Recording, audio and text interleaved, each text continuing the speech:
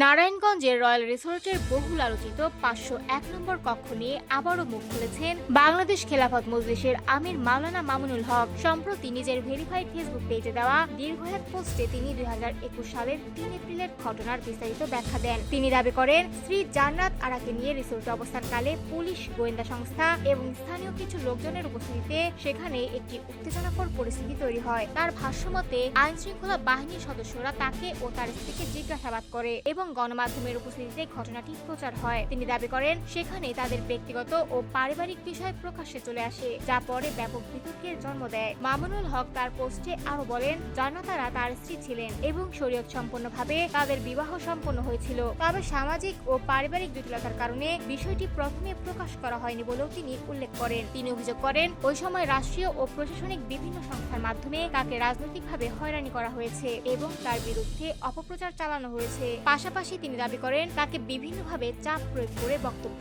আদায়ের চেষ্টা করা হয়েছিল। পোস্টে তিনি আরো বলেন, পরবর্তীতে আইনজীবী ও সাক্ষীদের উপস্থিতিতে আদালতে অনেক বিষয় পরিষ্কার হয় এবং সময়ের সাথে ঘটনাটির বিভিন্ন দিক সামনে আসে। তিনি পুরো ঘটনাকে রাজনৈতিক ষড়যন্ত্র হিসেবে আখ্যা দিয়ে বলেন, তিনি কখনোই চাপের কাছে নতি স্বীকার করেননি এবং সত্য প্রকাশের অবস্থানে ছিলেন। এই ঘটনায় 501 নম্বর কক্ষকে কেন্দ্র করে তৈরি হওয়া বিতর্ক এখনও সামাজিক ও রাজনৈতিক মহলে আলোচনার বিষয় হয়ে আছে।